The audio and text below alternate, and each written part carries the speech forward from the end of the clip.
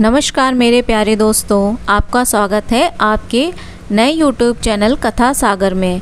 आज मैं आपको अपनी पहली कहानी सुनाती हूँ जो कि भगवान गणेश और एक बूढ़ी औरत के दिल छू लेने वाली कथा है। तो चलिए शुरू करते हैं।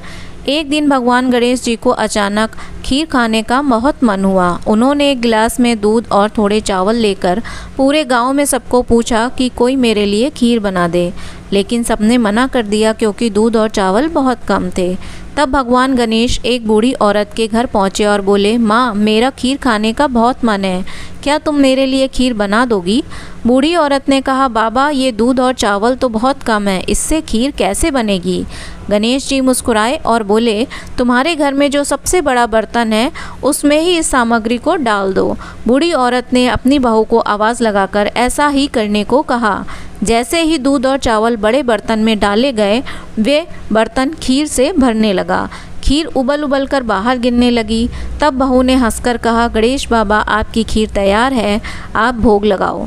बूढ़ी औरत ने गणेश बाबा को याद किया और बोली कि हे गणेश भगवान, आपकी खीर बन गई है, इसे भोग लगाएं। गणेश बाबा ने कहा कि मैं तो भोग पहले ही लगा चुका हूँ और अब आप इसे पूरे गांव में बंटवा दो। बूढ़ी औरत ने ऐसा ही किया और पूरे गांव में यह खबर करवा दी कि आज गणेश बाबा का भंडारा है।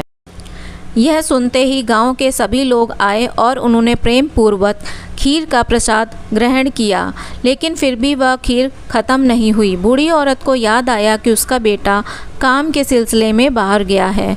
उसने अपने बेटे के लिए थोड़ी सी खीर एक मटकी में रख दी। जब बेटा काम से वापस आया, माँ ने उसे सारी कथा कह सुनाई और प्रसाद में उसे खीर दी।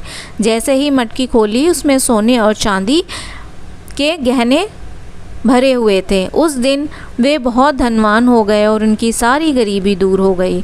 तो दोस्तों, ये थी भगवान गणेश और बूढ़ी औरत की कहानी। इसमें हमें यह सीखने को मिलता है कि अगर सच्ची श्रद्धा और भक्ति के साथ कोई काम किया जाए तो उसका फल अवश्य मिलता है। अगर आपको यह कहानी पसंद आई हो तो कृपया आपके अपने इस नए चैनल को सब्सक्राइब करें, लाइक करें और कमेंट करके बताएं कि अगली बार आपको कौन सी कहानी सुननी है। तब तक के लिए मैं आप सबसे आज्ञा चाहती हूँ। जय श्री गणेश।